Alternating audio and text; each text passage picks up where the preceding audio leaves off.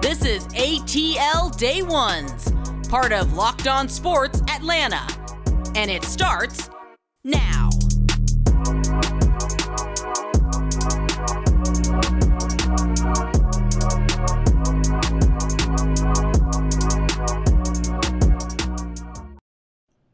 Welcome into the ATL Day Ones podcast with Jarvis and Tenitra. Woo! It is a Tuesday, a $2 Tuesday. I don't know what we're playing $2 for, but it's a $2 Tuesday. Right now. Yeah, like because we're expensive around here. But what's not expensive is the fact that you can go to any podcast platform and download us wherever you go. And wherever you download us, make sure you give us a 5-star review. And as always, we always want to thank you for making us your first listen of the day, because we just really appreciate you for what you guys have been doing, because you have been rocking with us since day one right here on ATL Day Ones, pun intended, of course. But there are some interesting things that we have to talk about today. We're going to talk about whether or not the Mets have put the pressure on the Braves. Mm-hmm. And we will continue our trip around the NFC South. We're going to take a visit down to Tampa, head down 75. And then once we get into Florida, I don't know where we go, but, we'll figure it out as we go along. And our main man, David Harrison from Locked On Bucs, is going to join us. Got some very good things to talk about with him. And last but not least, are they doing Kumbaya in Summer League in Las Vegas? Has the decision been made on John Collins? We'll talk about all that and for the culture. But before we get there, the Braves, they lose to the Mets last night, 4-1. Max Scherzer, it seemed like he was just putting on an absolute show, and he was just mowing the Braves down left and right last night. And I was just like, there's no way they're going to win this game if he stays in the game any longer. And he stayed in it as long as he could. He ended up going 7 innings.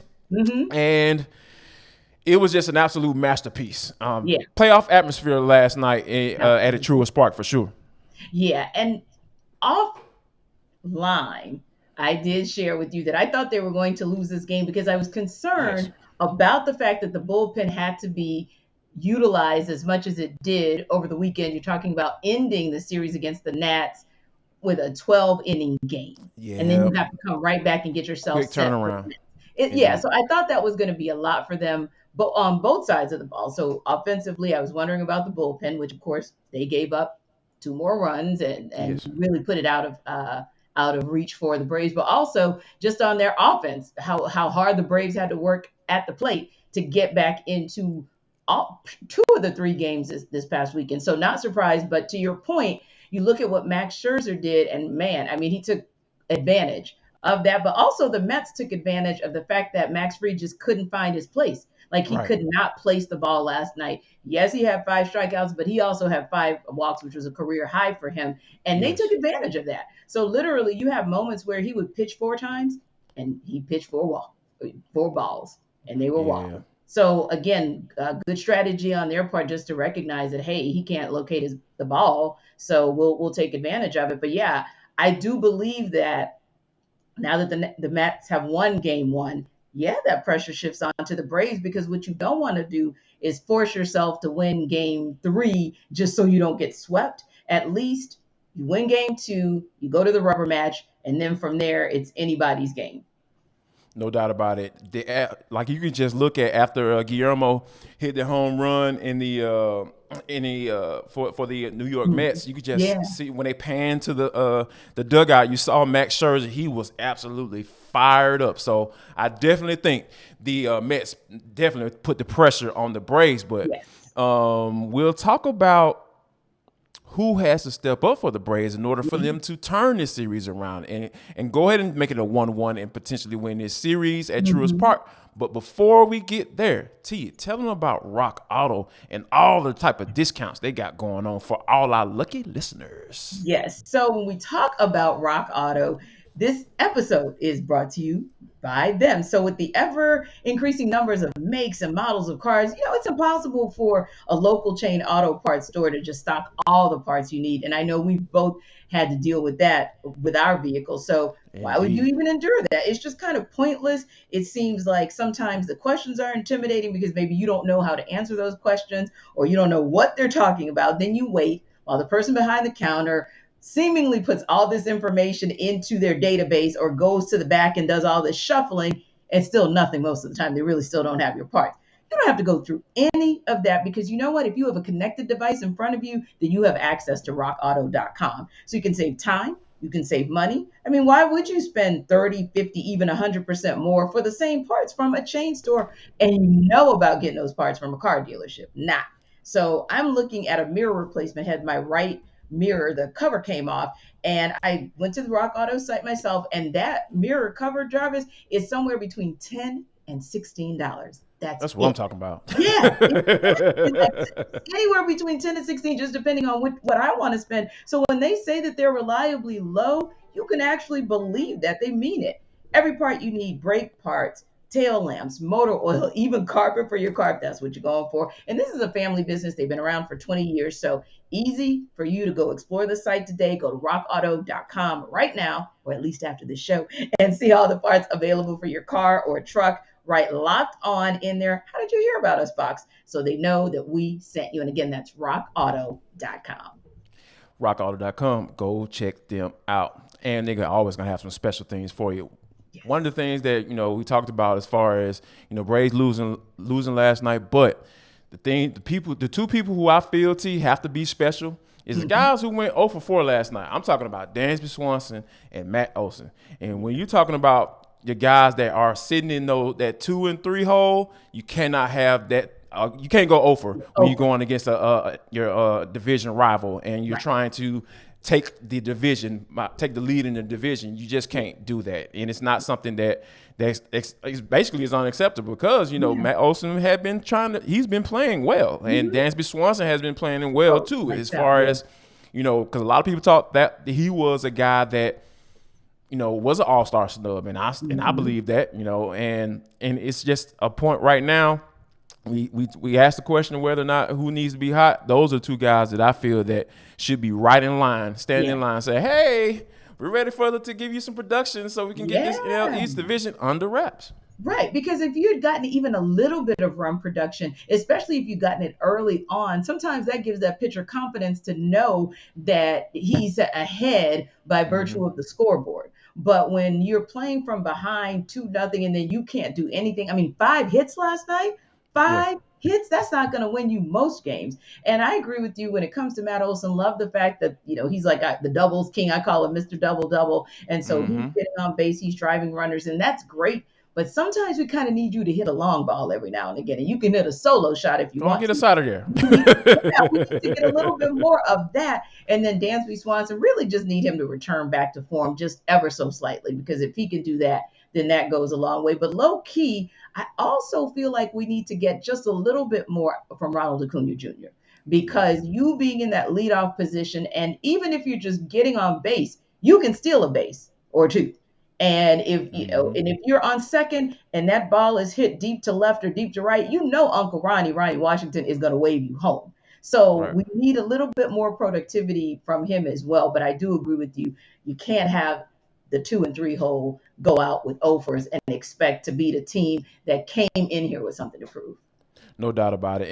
And speaking of Ronald Acuna, how about this? He's going to participate in the home run derby. Now, this is something that some people who want to just find something negative about something can say, oh, no, he shouldn't do this. He shouldn't participate, and it's going to mess up his swing and all this, blah, blah, blah, blah, blah, whatever. I like it, the fact that is Ronald Acuna. We get to see him put himself on display like I think he should be at right now because, like you said, Freddie Freeman is out the door. And Ronald Acuna is a guy that I feel like is next. He's ready to step into that face of the organization type situation, regardless of whether he's speaking for himself or he has an interpreter. I don't give a crap about that. I like the guy and what he's doing and what he's been able to do. Just he brings a spunk. He brings a certain type of energy to this lineup. And the more Ronald Acuna, the better for me. Yeah, it's interesting because I kind of I'm on the fence, but I am leaning a little bit in the space of. No, don't tell me. No, T, don't tell me you're leaning that way. But my rationale is different. My rationale is not that he needs to course correct on his swing. His swing is fine. Right. But admittedly, after 2019, which was the last time that he participated, he got into the semifinals, but his production did go down after that Derby. And there's research, and baseball is all about stats. And the stats actually show that for a lot of the players, especially the ones who get into the semifinal or the final round, that their production goes down for at least a few weeks, if not a month after that. And we can't afford for Acuna Jr. to come back off the All-Star break and have his production go down. That's my only concern. Like if he can maybe pace himself, because he went hard in the paint in that semifinal round and kind of ran out of gas as a result. Or I'm sorry, went hard in the paint early and then in the semifinal round slowly kind of ran out of gas. But maybe if he can pace himself so that when he comes back to play the second half of the season, he'll really still have a lot of gas left in the tank. No doubt about it. And because we know nephew is going to go hard whenever he's on that field. And I love him for it. And as long as he stays healthy, I'm all good as far as a decision to get into the home run derby. Now, our buddies over at the Falconholic they dropped the list. It's list season. They put a list of free agents that, maybe the Falcons possibly need to take a look at. And after going through this list, there's somebody that I think that was pretty interesting. I'm going to start with Trae Flowers. He's a guy who signed a big. No, hear me. But I got a Christmas wish list. That a guy name as well. But we'll get to yours first. But Trae Flowers is a name that is very interesting to me because one, for two reasons. He's a veteran. And I believe that they need one more veteran on that outside linebacker edge rusher position specifically. Yeah. I talked about the defensive end, and they end up listening to your boy and watching our show and saying, "Oh yeah, those guys know what they're talking about," and gals as well. And because when you look at the production from that specific position, they only combined for 5.5 sacks. Yeah. And there are four names who are at the top of that list. Yes. So 5.5 sacks. And between four people, it's not good at all. It tells you exactly why the Falcons were last with 18 sacks in the league. Last year. So I think they can add one more vet. They already have Lorenzo Carter, who almost matched that production by himself toward the end of last year in 2021. So I think that if the Falcons take a look at Trae Flowers. And the second reason is he has something to prove, and we know that guys who have something to prove and who are veterans, they come a little bit cheaper than the other guys who have that all Pro Bowl potential. And I think that's exactly the type of player that Terry Fontenot is looking for.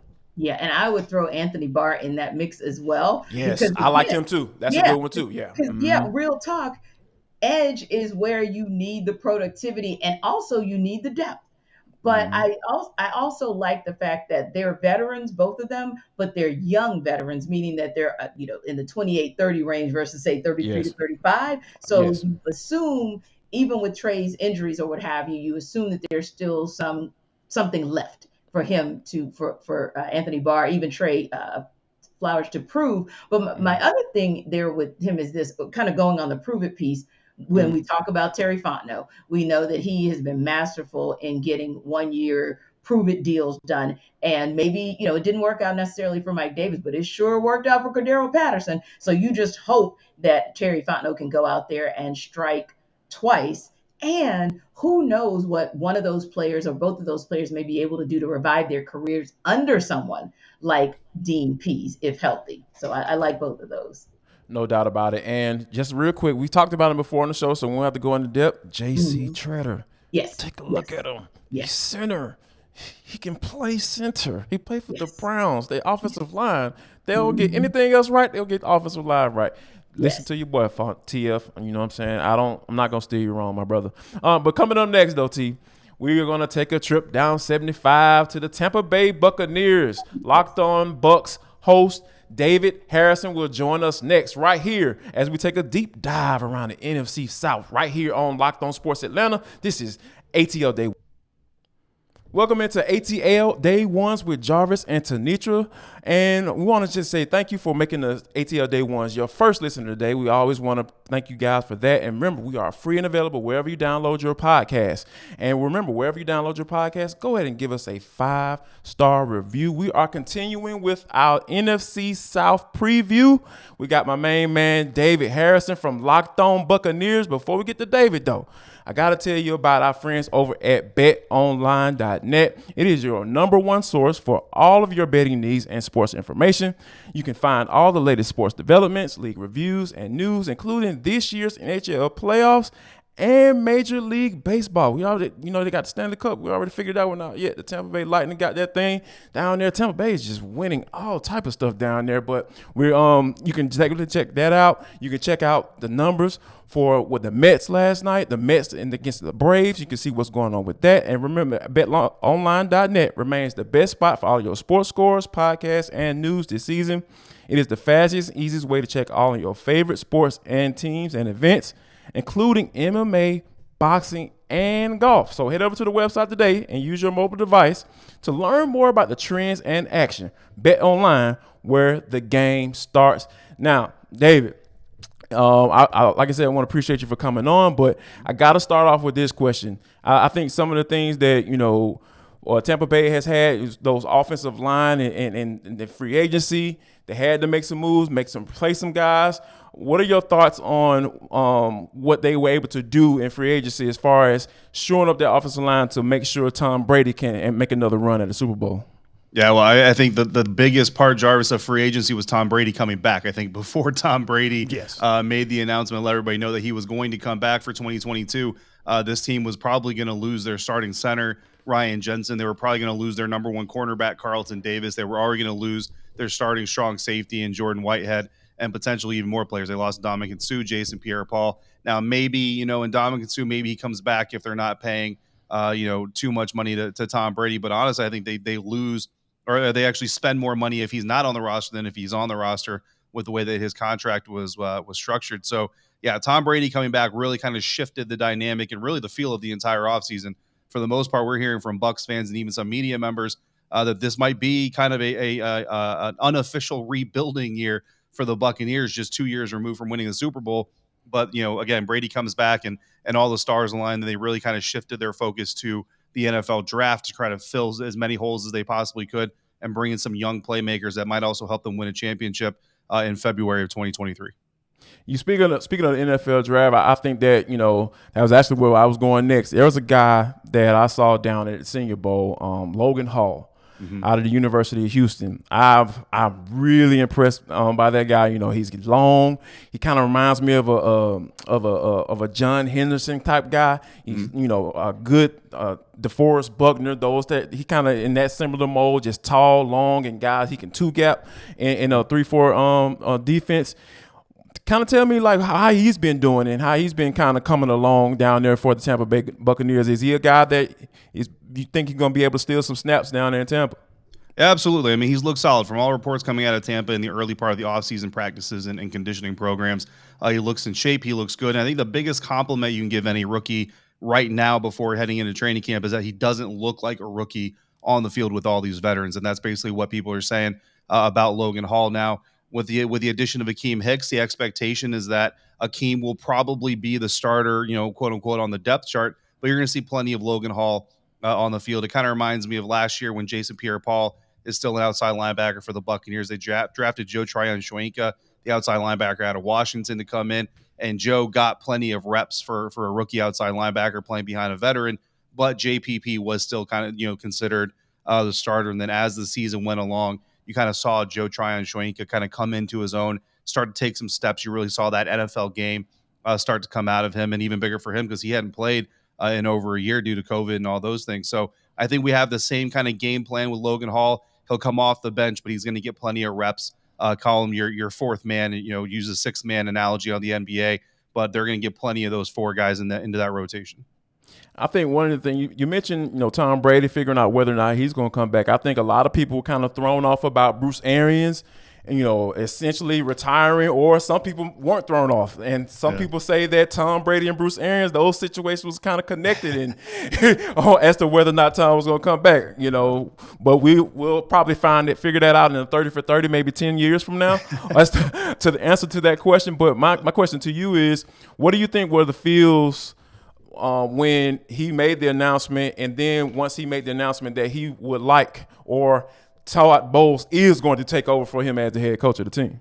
Yeah, I mean, very surprised. Everybody to a T was surprised to hear that Bruce Arians was going to retire, and of course, he talked to, or retire from coaching anyway. And again, he talked to some of the players, as many as he could before the announcement was made, but very much wanted to make sure that Todd Bowles had a successful team, or a team that was ready to kind of be driven by a head coach of Todd Bowles' caliber. And I think it's really important, because when you go through the history of the National Football League, there are opportunities that minority coaches have gotten in the past, but a lot of times they don't seem to get the same kind of wiggle room or the same length of leash that a lot of other coaches do. And whether that's, every circumstance could be a little bit different, so you don't want to get too general with it. But I think with Bruce, looking at what happened with Todd Bowles in New York, and kind of the limited ability that he had to really build his roster and really kind of put the team on the field that was a Todd Bowles team that he would be proud to put his stamp on, I think it was important for Bruce to be able to allow Todd to come into a situation where this is a Todd Bowles team. And every player that you talk to, Tom Brady on down to every, the Zion McCollums, the rookies, or the unknown guys of this Buccaneers roster, if they were here last year or the year before, they all say that the team feel is the same. The team atmosphere is the same. There's going to be some nuances. There's going to be a little bit of a shift in the strategy, of course, going to a defensive-minded head coach versus an offensive-minded head coach. But by and large, it's the exact same team. So Todd Bowles really he got to test drive the vehicle a little bit for a couple years, and now he comes in. Now he's the owner of the car, but this thing is equipped for his skill set and for what he wants to do. It's a perfect situation for Todd to get his second run of being a head coach. No doubt about it. And I think that's the key thing that you said, the right fit, right? Because a lot of times when, African-American head coaches, when they do get those opportunities, it's for really bad run organizations. And I think a lot of people don't take that into accountability when you're talking about grading whether or not this guy should have a second opportunity. So I'm glad that you brought that up. But I think that, there's another guy on that particular coaching squad who I think that maybe auditioning for a real shot at a head coach spot, and that's Byron Leftwich, because now that Bruce Arians is out the door, because, a lot of people want to say, hey, well, Bruce Arians is still handling everything as far as the offensive play calling, but we see Byron Leftwich working hand in hand with Tom Brady. So I guess my question to you is, do you think that this is the year that Byron Leftwich gets an opportunity to be a head coach? It should be. I mean, look, I love the fact that Byron is back, with Tampa and back there with Tom to run this offense. And from a Buccaneers standpoint, and getting to cover him in the offense, and from a Bucs fan standpoint, I'm excited for them to be able to watch this offense for another year. Byron Leftwich should be the head coach of the Jacksonville Jaguars right now. Like they're going to regret. They dropped the ball. Put that out there. They're going to regret not giving Byron what he needed or what he wanted. But I also want to praise Byron Leftwich, because there are only 32 jobs out there in the National Football League, and really when you're talking about Byron going out there looking for a head coaching job, there's only 31, and then that window even gets dwindled down. I mean, the Bill Belichick's of the world, they're not going to go anywhere, so on and so forth. So when you get down to it, as a head coach going out there looking, or as a head coach candidate looking for your first job, you're talking maybe 4 or 5 jobs max, on a routine basis, and then you're young, and then you have this stigma about you, like you said, and we talked about this on Locked On Bucs, how much of the offense really is Byron. How much of it is Tom Brady kind of doing the Tom Brady thing? How much of it is Bruce Arians? We know what they say, but we don't know 100% just because we're not living it every single day. Now, again, from a leadership standpoint, you can't get any better than Byron Leftwich. He knows how to say it. He knows how to walk it, and the players follow him as he says it, and they follow him step for step. So again, he needs to get an opportunity, and I do believe that this year with Bruce Arians up in the front office and not on the sideline, doesn't have a headset on, you're going to see how he works with a legendary quarterback like Tom Brady, and that relationship is really going to catapult him into the next level. And hopefully, he gets a chance with a team that's got some ownership, a GM relationship that is competent enough to help him kind of build the squad that he wants to build. But again, I give him credit because Jacksonville wasn't They wanted him to come and be the head coach, but they wanted him to be the head coach the way they wanted him to be the head coach versus supporting him as the head coach that he wanted to be. And as hard as it probably was, I think he made the best decision, not sacrificing the standard of what he wanted his job to be in order to just have the title. And to be honest with you, I think we've come a long way for a guy like a black head coach, potential black head coach to say, "Hey, I'm going to be a head coach on my terms," and I love the fact that he's able to do that. Absolutely, David Harrison, man, I appreciate your time. Co-host of Locked On Bucs, man, I appreciate you for coming on, and yes, sir. We look forward to talking to you down the season, man. When the Atlanta Falcons get ready to come down your way. Absolutely. Big Desmond Ridder fan. So let's make this thing happen. I want to see Desmond out there having some success. When his time comes, I want to see him having success. Appreciate you having me on, Jarvis. No doubt about it. Hey, guys, don't go anywhere. For the Culture is next, right here on Locked On Sports Atlanta. It is ATL Day One. Final segment of ATL Day Ones with Jarvis and Tenitra. We want to thank you for rocking with us throughout the entire show. We hope you've been enjoying our little journey that we've been going on around the NFC South. We want to thank David Harrison for rocking with us and giving us a little bit about what's going on with the Bucs. But Tenitra, this is For the Culture. It is the intersection between sports, entertainment, and the culture, and sometimes wherever the heck we want to talk about, because that's how we get down. Now, T, it's been a lot of photo shoots going on out there at the summer leagues, right? So you know, a lot of people were on Twitter and kind of going through this whole situation about seeing all the pictures of Dejounte Murray and John Collins got his hands around. I'm like, yeah, man, we teammates. We out here doing our thing. And, you know, then Nate McMillan comes along and says, kind of give us a little, intimated a little bit that John Collins is going to be around as a third piece, which a lot of people feel, including myself, that that's a solid role for him. I think he could be a solid 3. And you know, a solid third option, that is, in this Hawk offense. So, but I think now the question is it time to assume that Collins will be back? Yeah, I believe we're very much trending in that direction, because when you look at the dominoes that we've all been waiting to fall, right? Which really Kevin Durant is the first domino, but Indeed. DeAndre Ayton was in that domino effect, and so was Donovan Mitchell and a few other names. And now you see where DeAndre Ayton is. You know, he's gone on, presumably, to greener pasture. Well, I wouldn't call this greener, but we'll say pastures with the Pacers. Somewhere else. That was one for me. But you think about that and possibly further dismantling of the Suns, because albeit, you know, maybe not a starting center with the Hawks, but they did sign Frank Kaminsky from the Suns. So it's like, wow, they're starting to like kind of deconstruct, which probably means that's a less attractive destination for Kevin Durant. But the most important thing is, as those pieces start to move, it really makes you wonder, are we going through the cycle that we went through last year, which was John Collins was on the trade block last year. And I just truly believe, based on some things that Travis Schlenk said earlier this year, that they just didn't have the right partners. And I don't think the Hawks were willing to give up everything that was being asked of them. So then you sign John Collins and you have a kumbaya moment and we move on, right? So the questions about him being able to kind of bounce back from knowing that, especially because there have been reports that are like, oh yeah, he and his camp, they're out the door. Well, you know, amazingly, people mend fences really quickly in and around the league, however they do. And like you said, everything looked real happy joy this past weekend. Then you see Trae come out and, you know, you see Bogey, and it's like, dang, well, the whole roster's there, including John Collins. Then Nate McMillan makes his comment about how Trae and Dejounte will be able to work, you know, on ball, off ball, and what that's going to mean for John Collins.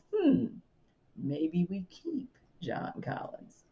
No. And you know what? And now that I start to think about it, it sounded pretty good. And we'll tell you exactly where the Hawks stand in the Eastern Conference if the roster remains exactly where it is right now. But before we do that, T, tell them about our folks over at Coffee AM.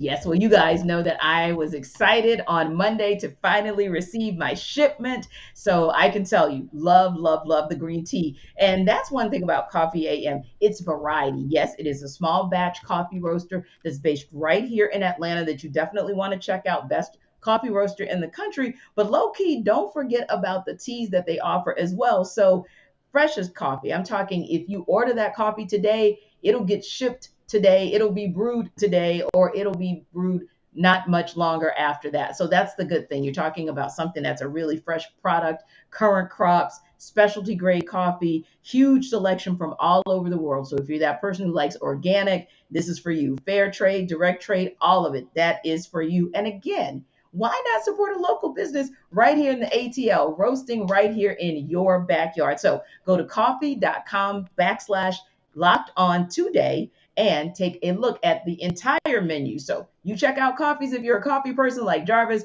you check out tea if you're a tea person like me, or if you want to gift someone, this would be an excellent gift for someone, especially if it's somebody who has to run through this Atlanta morning traffic. So again, coffeeam.com/locked on. Use the coupon code locked on at checkout. And you know what? You'll get 15% off. So as soon as you finish watching ATL Day Ones, and also make sure you check out A to Z with Mark Zeno, the next thing you should do is go to coffeeam.com/locked on to /locked on to get your discount and get your products today. No doubt about it. And like we talked about, as far as how everything is going down in Las Vegas, right? The kumbaya moment that the Hawks are having out there. They're doing a little photo shoot saying, hey, everything, all is well with the Atlanta Hawks, seemingly, right? Seemingly. So, and we've talked about the market, right? There's really no one out there that can possibly go out and get that will actually make sense because, there was, the rumors about DeAndre Ayton. We know he's now with the Indiana Pacers, and that was a move that I wasn't really too excited about because when you actually look at the numbers and everything in comparison to Clint Capella, it's like, what the Hawks need. They're like, all right, what are you really gaining? So I mean, Aiden's offensive game obviously is a little bit better than Clint. So it gives you a couple more options on offense, but where the Hawks need all the help they can get is defensively. And that's what you probably would be a wash or a downgrade if you were to have made that trade. But now that Aiden is out the way, this, like you said, the market is looking a little bare right now. And I think that, I think you and I both can agree that John Collins is going to stick around. And I think that it goes back to the conversation we had about what his value is. And I think that the Hawks value John Collins too much in order to accept what they've been, the offers they've been receiving. And I think that, just looking up and down the Eastern Conference, I can definitely see the Hawks being maybe contending for a 5th or maybe a 4th seed. Yeah. I don't know if they can get into that, the top 3. That'll be extremely hard, but I can most definitely see them squeezing themselves into that maybe between that 4th and 5th seed, just looking up and down the Eastern Conference. Right. And if you can at least get to that 4th seed, then that really puts you in good position because you're obviously going to have that opening round home series. And that's always a good look because that matters. And we all know what the Hawks record is at home. I mean, they, except for a little swoon that they had midseason last season, but then they got right back on track and they do very, very well at State Farm Arena. But yeah, I do believe the only way that anything changes in a way that is like blockbuster is if a Dejounte Murray falls in their laps again. In other words, somebody who's not necessarily a free agent, who isn't necessarily not on anyone's radar. Yep. Right, exactly. Not on anyone's radar, but somehow, some way, there's conversation because I know there are meetings that are taking place right now amongst the team owners, right? And so there could be some conversation that comes out of that. And to me, that's the only way that we'll be shocked that the roster will change in a dramatic way from today until maybe, opening day of the next season. So yeah, I think this roster for the most part, as far as, like you said, the starting 5, it may be close to solidified right about now because many of the players are already taken off the market. We know Rudy Gobert went off the market last week, so that was another one. Kevin Durant, kind of a long shot, super, super long shot at this point. So you got what you got, but it's still going to be, I believe, a better quality of product than what you saw on the court last season. And speaking of a great product, we always try to bring you one right here on ATL Day Ones. And we hope that the Braves bring a better product offensively tonight. And we hope Spencer Strider is going to do Spencer Strider things again. The stash, baby. He was listed. He had 6 scoreless innings the last go round, 6 or 7 scoreless innings on his last outing just 5 days ago. Give him some offense to work with. So thank you guys for stopping by. We'll see you tomorrow. Y'all come back now, you hear?